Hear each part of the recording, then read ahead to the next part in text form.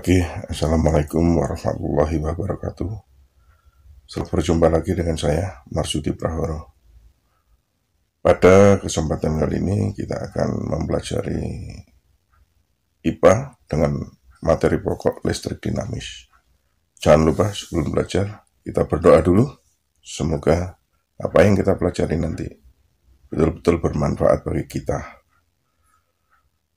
Anak-anak, pada pembelajaran listrik dinamis ini, ada beberapa hal yang kita bicarakan, antara lain yaitu tentang arus listrik, hambatan listrik, sumber arus listrik, sumber energi listrik, dan transmisi energi listrik. Anak-anak, apa sebenarnya yang dimaksud dengan listrik dinamis? Yang disebut dengan listrik dinamis itu pada dasarnya adalah listrik yang mengalir, bukan listrik yang diam. Jadi, seperti yang telah disampaikan sebelumnya, bahwa materi kelistrikan ini dibagi menjadi dua, yaitu listrik statis dan listrik dinamis. Listrik statis adalah listrik yang cenderung diam. Sedangkan listrik dinamis adalah listrik yang selalu mengalir. Aliran listrik pada listrik dinamis ini selalu mengalir berdasarkan pada beda potensial. Listrik akan mengalir dari potensial tinggi ke potensial rendah. Dalam kelistrikan ini juga ada nanti rangkaian listrik, di mana dalam rangkaian listrik ini nanti ada aliran listrik, ada juga tentang hambatan. Baiklah, untuk mempelajari listrik dinamis, silakan ikuti video berikut ini. Pada kesempatan kali ini, kita akan belajar tentang aliran elektron pada suatu konduktor yang disebut sebagai listrik dinamis, khususnya mengenai arus listrik dan hantaran listrik. Listrik dinamis memiliki manfaat yang sangat besar dalam kehidupan kita. Malam tidak terasa gelap dan mencekam lagi karena penemuan lampu listrik oleh Thomas Alva Edison. Teknologi kelistrikan dapat berkembang pesat berkat temuan Ørsted dan Faraday. Jika kita perhatikan lampu atau peralatan elektronik lain yang menggunakan listrik, semua alat tersebut membutuhkan kabel sebagai penghubung aliran arus listrik.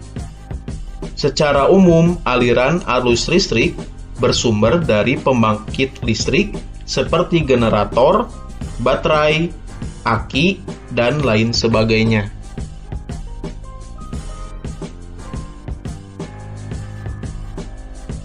Perhatikan lampu listrik di rumahmu. Ketika kamu menyalakan lampu, tentunya kamu akan menekan saklar yang terpasang di dinding. Jika satu saklar ditekan, maka lampu akan menyala. Tetapi, mungkin lampu di ruangan lain tidak ikut menyala. Atau ketika kamu menekan saklar, ternyata lampu-lampu di beberapa ruangan akan menyala bersamaan.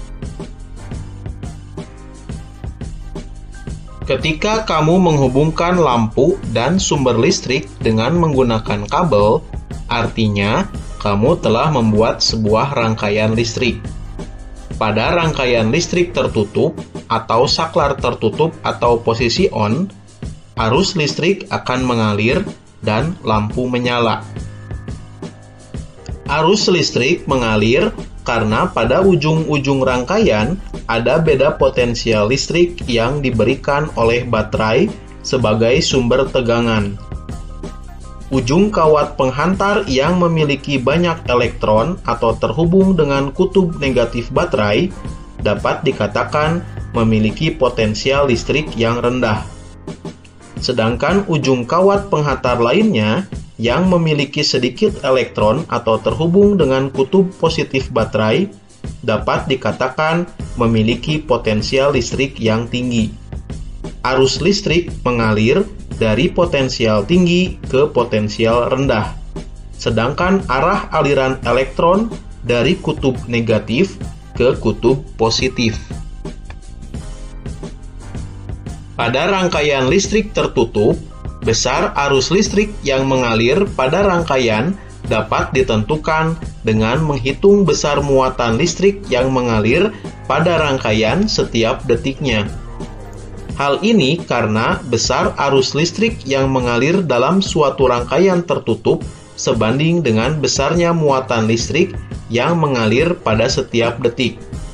Atau, secara matematis, besar arus listrik dapat ditulis sebagai berikut.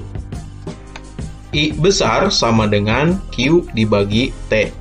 Dengan I besar adalah arus listrik dengan satuan ampere, Q adalah muatan listrik dengan satuan kulom, dan T adalah waktu dengan satuan sekon.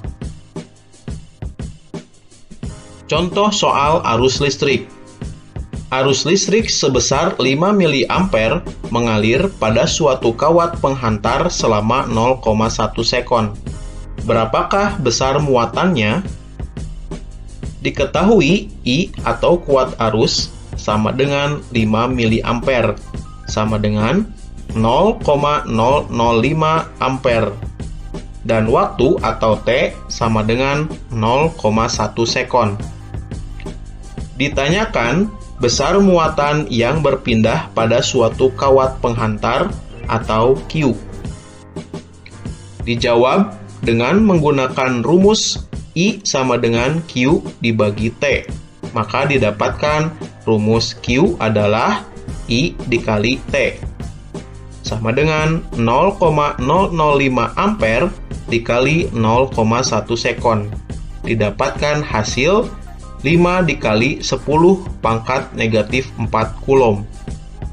Jadi, besar muatan yang berpindah pada suatu kawat penghantar adalah 5 dikali 10 pangkat negatif 4 kulom.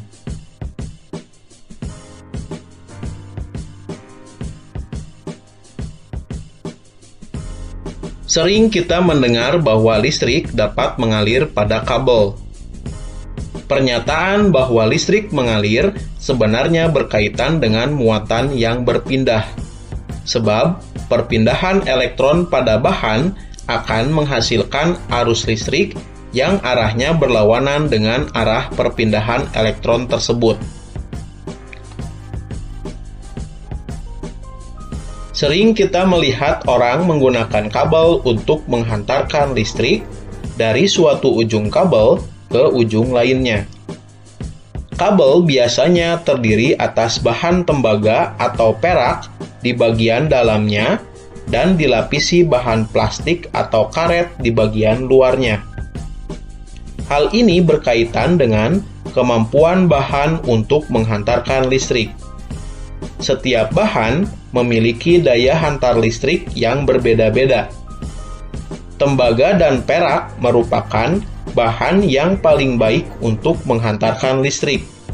Sedangkan plastik dan karet merupakan bahan yang tidak dapat menghantarkan listrik.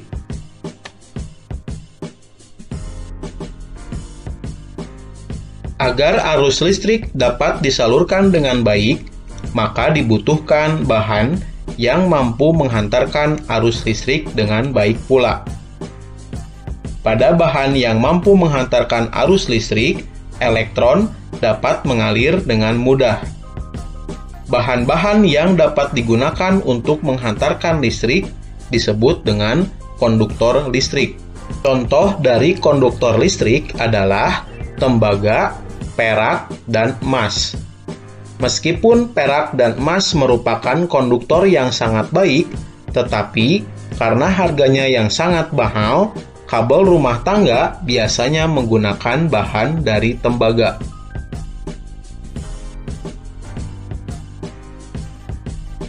Pemberian plastik atau karet sebagai pelapis kabel bertujuan agar kabel lebih aman digunakan. Sifat plastik dan karet tidak dapat menghantarkan arus listrik, sehingga kedua bahan tersebut masuk ke dalam kelompok bahan isolator. Bahan isolator ini adalah bahan yang sangat buruk untuk menghantarkan listrik, karena di dalam bahan ini elektron sulit mengalir.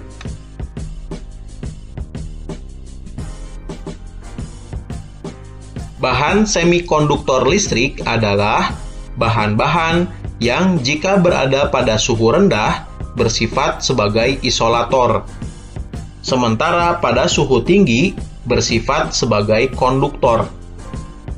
Contoh bahan semikonduktor listrik adalah karbon, silikon, dan germanium.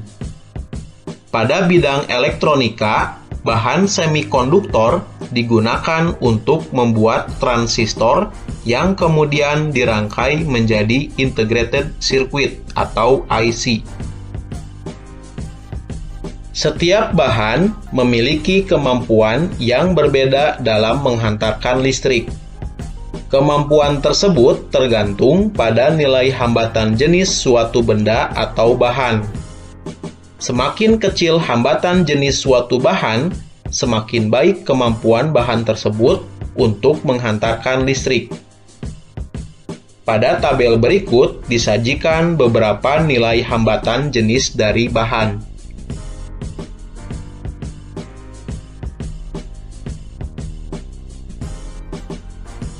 Besar hambatan setiap jenis kawat yang panjangnya satu satuan panjang per satu satuan luas penampang disebut hambatan jenis.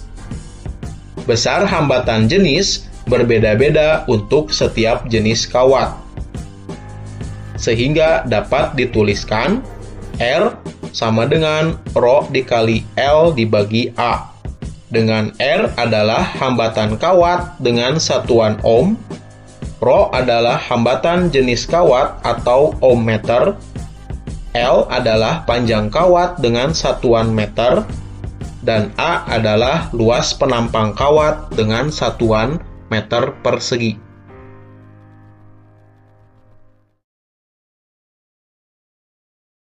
Pada kesempatan kali ini, kita akan membahas mengenai sumber arus listrik, sumber energi listrik, dan transmisi energi listrik. Listrik adalah energi, sehingga sesuai dengan hukum kekekalan energi, untuk menghasilkan energi listrik, perlu adanya alat yang dapat mengubah energi lain menjadi energi listrik. Secara umum, sumber arus listrik terdiri dari dua jenis, yaitu sumber arus searah atau direct current atau DC, dan sumber arus bolak-balik atau alternating current atau AC. Elemen volta, baterai, dan akumulator adalah sumber arus DC yang dihasilkan dari reaksi kimia, sehingga disebut juga sebagai elektrokimia. Berdasarkan dapat atau tidaknya diisi ulang, sumber arus listrik dibedakan menjadi elemen primer dan elemen sekunder. Elemen primer adalah sebutan bagi sumber arus listrik yang tidak dapat diisi ulang ketika energinya habis. Contohnya, baterai kering dan elemen volta. Elemen sekunder adalah sebutan bagi sumber arus listrik yang dapat diisi ulang ketika energinya habis. Contohnya, seperti akumulator dan baterai lithium-ion atau Li-ion yang digunakan pada telepon genggam atau kamera.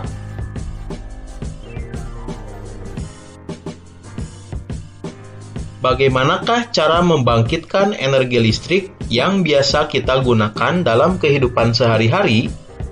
Apakah hanya dari minyak bumi dan batu bara saja? Mengingat keterbatasan energi tambang, kini listrik tidak hanya dihasilkan dari minyak bumi atau batu bara, tetapi juga dari energi matahari, angin, air, dan bioenergi. Sumber-sumber energi tersebut merupakan energi alternatif karena ketersediaannya di alam yang dianggap sangat melimpah atau tidak akan pernah habis jika digunakan.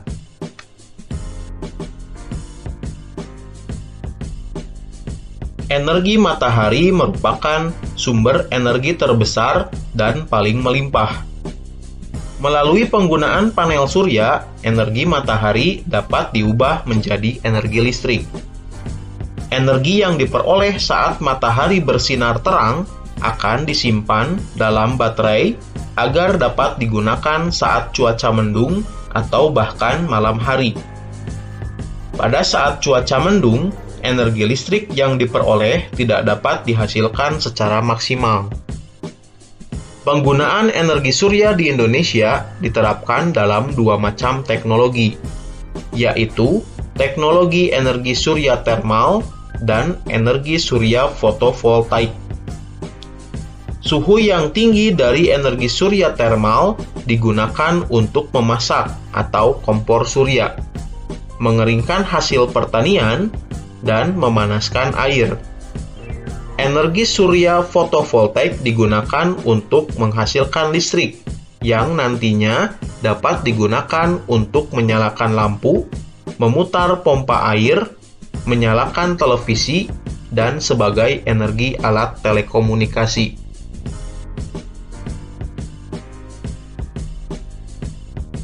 Angin adalah salah satu contoh sumber energi alternatif yang dapat digunakan untuk membangkitkan energi listrik. Energi gerak yang dihasilkan oleh gerakan angin terhadap kincir diubah oleh generator menjadi energi listrik. Berbeda dengan batu bara, gas, dan minyak bumi, kincir angin tidak menyebabkan polusi bagi lingkungan. Sehingga kincir angin dipercaya ramah lingkungan. Oleh sebab itu, pada tahun 1930, pemerintah Amerika mulai menggunakan kincir angin sebagai sumber energi listrik utamanya. Di daerah California saat ini sudah ada 13.000 kincir angin yang digunakan untuk memenuhi kebutuhan listrik hingga 1,5 sampai 4 juta kWh setiap tahunnya. Ini berarti setiap kincir angin digunakan untuk mensuplai kebutuhan listrik 150 hingga 400 rumah. Namun, ketika tidak ada angin yang berhembus, maka tidak akan ada energi listrik yang dihasilkan. Sehingga masih diperlukan sejumlah batu bara, gas, atau minyak bumi untuk memenuhi energi listrik pada saat tersebut. Tidak kalah dengan California, Indonesia telah membangun beberapa unit kincir angin di Yogyakarta dengan kapasitas masing-masing 80 kW dan menargetkan pembuatan pembangkit listrik tenaga baru atau PLTB yang mampu menghasilkan 250 MW pada tahun 2025.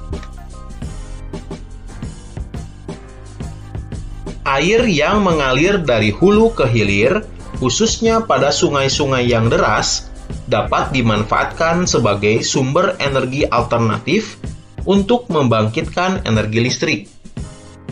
Arus air sungai tersebut dimanfaatkan untuk menggerakkan turbin yang terhubung pada generator sehingga energi listrik dapat dihasilkan.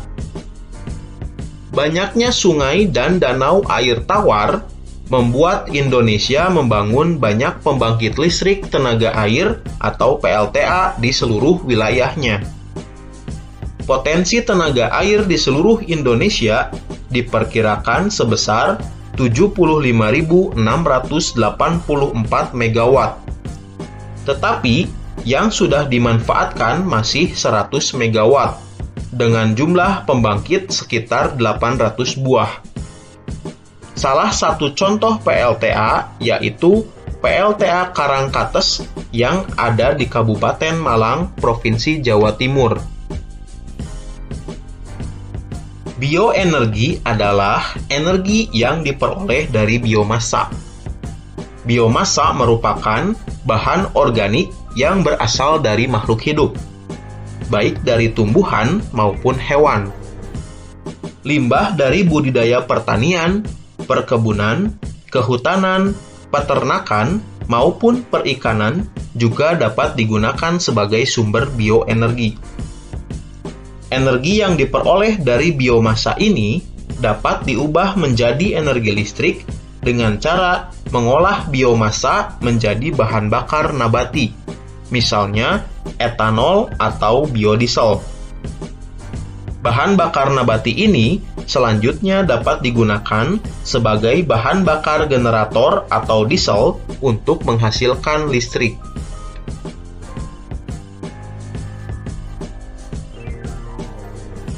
Transmisi listrik jarak jauh dilakukan dengan menaikkan tegangan listrik. Jika tegangan listrik untuk transmisi jarak jauh rendah, maka arus listriknya akan menjadi besar, sehingga diperlukan kabel listrik yang besar dan banyak energi yang terbuang menjadi kalor saat listrik disalurkan dari PLN ke rumah-rumah. Namun, dengan tegangan yang tinggi, arus listrik akan menjadi kecil, sehingga kabel listrik yang dibutuhkan kecil dan tidak terlalu banyak energi yang terbuang. Agar tegangan listrik dari PLN dapat dinaikkan, maka diperlukan transformator step up. PLN memproduksi listrik dengan tegangan sebesar 10.000 volt, sehingga perlu dinaikkan menjadi sekitar 150.000 volt. Transmisi energi listrik dengan tegangan sebesar ini dilakukan dengan menaikkan kabel pada gardu-gardu listrik yang tinggi agar aman dari penduduk. Pada transmisi berikutnya, digunakan transformator step down untuk menurunkan tegangan hingga menjadi 220 volt, sehingga dapat langsung didistribusikan ke masyarakat. Pada kesempatan kali ini, kita akan membahas mengenai penggunaan energi listrik, upaya penghematan, dan pencegahan bahaya penggunaannya.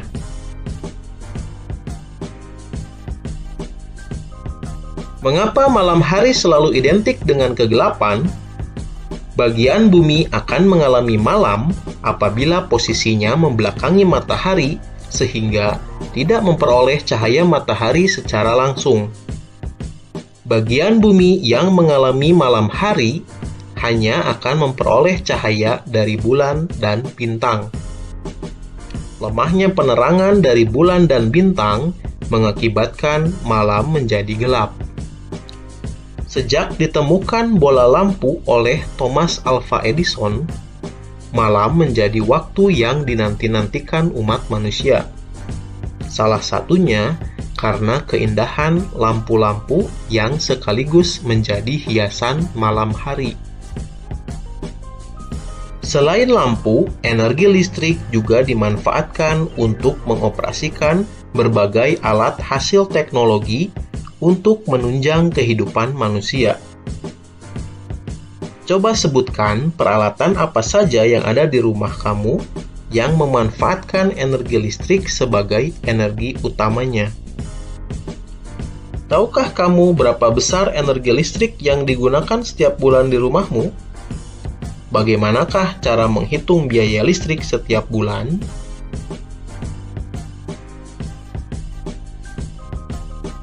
Total biaya listrik setiap bulan yang dibayarkan kepada PLN atau melalui token listrik dihitung sesuai penggunaan energi listrik di rumah melalui kWh meter yang biasa dipasang di rumah.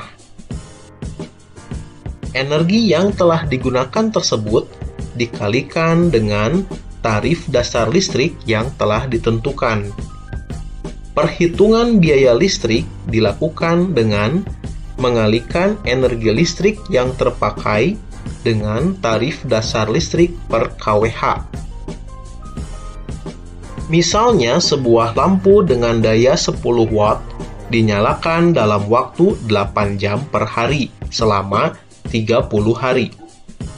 Karena lampu 10 watt artinya dalam 1 detik menggunakan energi listrik sebesar 10 joule, maka energi total yang digunakan lampu selama 30 hari adalah W sama dengan P dikali T, sama dengan 10 dikali 8 dikali 30 hari, sama dengan 2400 watt hour, atau sama dengan 2,4 kWh.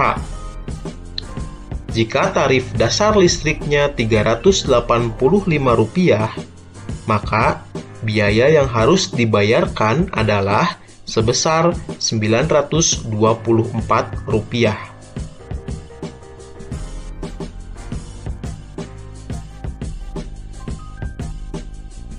Mengapa kita perlu menghemat energi listrik?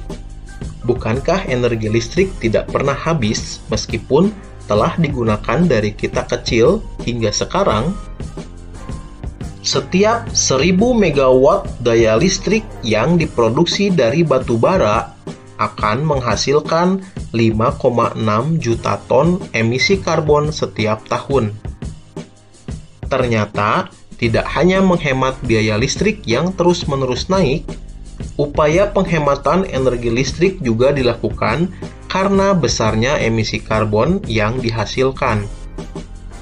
Besarnya emisi karbon yang dihasilkan oleh pembangkit listrik yang menggunakan batu bara adalah penyumbang terbesar terjadinya global warming. Salah satu upaya untuk menghemat energi listrik adalah dengan menggunakan energi listrik seperlunya, atau mengganti peralatan listrik dengan peralatan berdaya lebih kecil. Coba perhatikan penggunaan lampu sorot yang dipasang pada kendaraan terbaru. Bandingkan dengan kendaraan lama. Adakah perbedaannya? Lampu sorot pada mobil-mobil baru dan lampu penerangan di rumah cenderung memanfaatkan lampu LED atau Light Emitting Diode daripada lampu bohlam seperti pada kendaraan lama. Penggunaan LED dengan daya yang lebih kecil tersebut diharapkan dapat menghemat kebutuhan energi listrik. Sebagai upaya penghematan listrik sekaligus mengurangi dampak global warming, kegiatan Earth Hour diadakan WWF atau World Wide Fund for Nature setiap hari Sabtu terakhir bulan Maret. Acara utamanya adalah mematikan lampu dan peralatan listrik selama 1 jam. Kegiatan yang serentak dilakukan di sejumlah negara yang sudah menggunakan listrik ini terbukti mampu menghemat biaya listrik hingga Rp216.600.000, mengurangi jumlah CO2 hingga sebanyak 267,3 ton, dan menyelamatkan 267 pohon.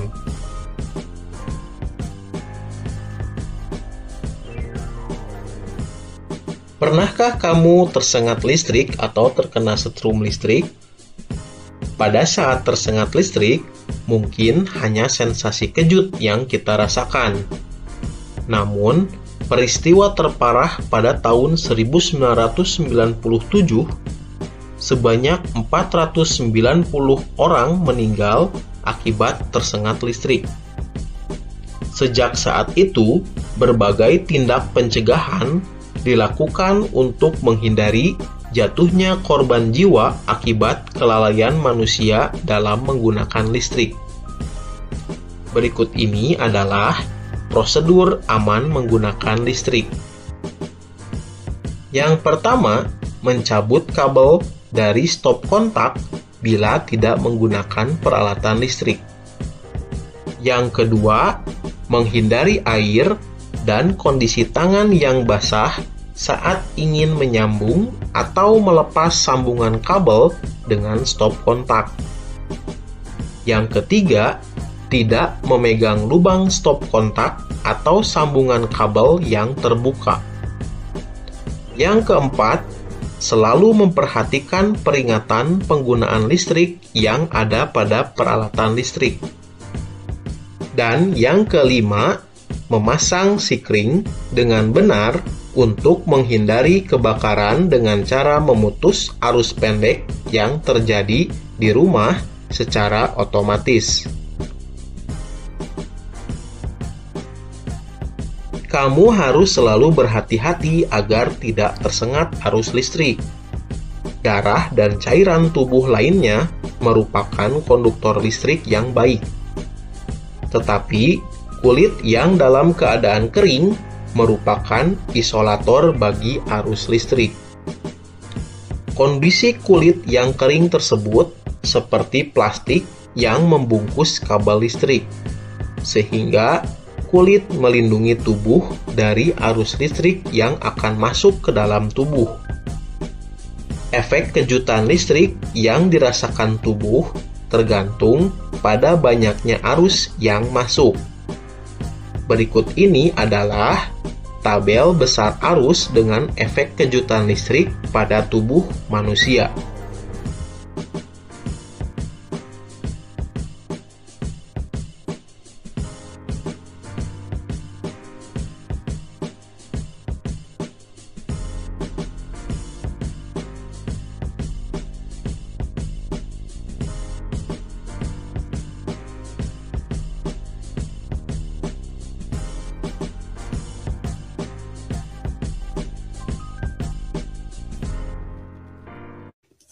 Demikianlah kita telah menyaksikan video pembelajaran IPA tentang listrik dinamis.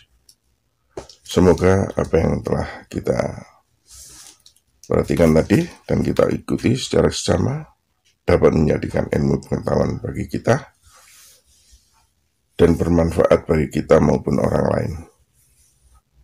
Untuk menambah khazanah keilmuan, silakan unduh e-modul yang sudah disiapkan, kemudian silakan dipelajari. Kalau ada yang kurang dimengerti, kita diskusikan di kelas kita.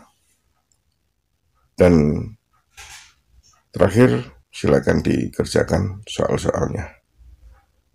Demikianlah anak-anak materi tentang listrik dinamis. Semoga bermanfaat. Wabillahi taufiq wal hidayah. Wassalamualaikum warahmatullahi wabarakatuh.